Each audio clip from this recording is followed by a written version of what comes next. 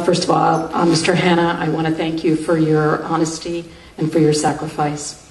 I also want to take this opportunity to thank Sue Nolan and the Technology Committee for making the direct email access to the board members a reality. That is a very, very encouraging announcement today that it will go live on July 27th. And I feel very hopeful that this is the first step on the board's road to fostering a positive engagement with the community. And I've thought of a few other suggestions that I'd like to share with you to help move you along this road further.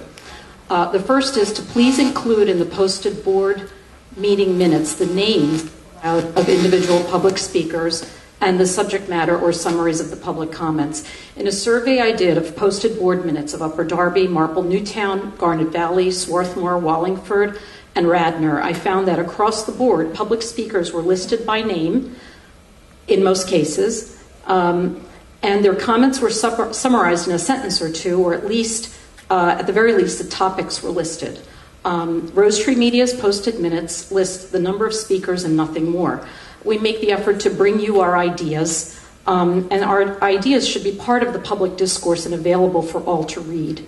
And I have printed some samples out of minutes of other school districts that I'd like to share with you. So I'll pass those on to you at the end.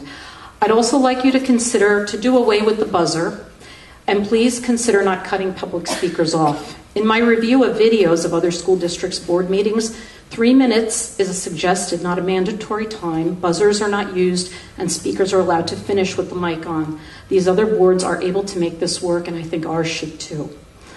My third suggestion is to please consider not employing bodyguards at the board meetings. It sends the wrong message. As sweet as they have been to us over the last few months, it has been quite apparent that you don't need them. My fourth suggestion is to please consider adding time for board commentary immediately following public comment segment of the meeting, so that if there are answers to questions posed during the public comments, or just simply comments that the board wants to respond to in terms of what the speakers have said, the board can share these at this time. Again, in the survey of videos from other districts' board meetings, I have seen this in action. My fifth and last suggestion is to please add a sorely needed committee to your board, one on community relations. One of the things this committee could do is, for example, have periodic meet and greet coffees, maybe 3 times a year, that allow board members to take the pulse of the community on different issues. That would be a start. I really appreciate what you've done with allowing the email. It's a start, and thank you very much across the board.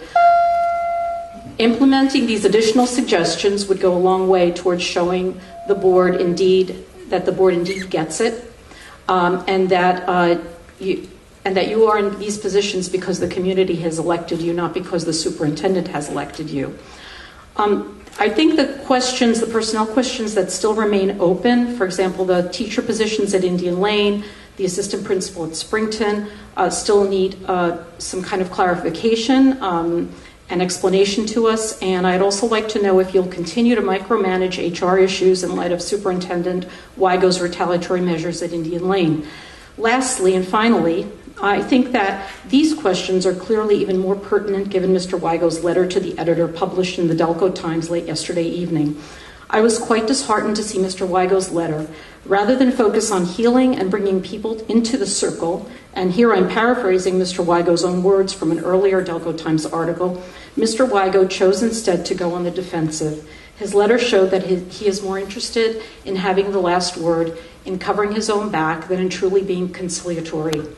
He had a choice as to what his next big public move would be, and his choice was a disappointment to me.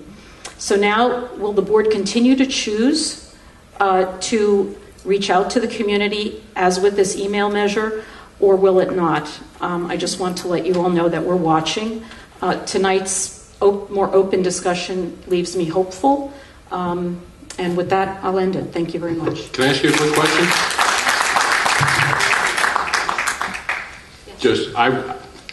Something you said is part of it. I've been feeling the pulse. As you come down, would you be willing just to sign in and fill out exactly as you said? It makes it easier on Grace to do the minutes. That actually was in videos. Speakers come up to the podium, they fill out their name and their address, And, I don't know how they take the notes. They're, either one subject teacher contract or 3 sentences. I think that to see all our comments over these months shrunk down to, 22 speakers, I think No, it should be name, address, and the topic on which you spoke. That's what some of the school districts have. Others have 3 summarizing sentences. Okay. So, it's there. You can go through the copies there, and I'd be happy to speak with you in more detail about it. Sure. Thank you. Thank you.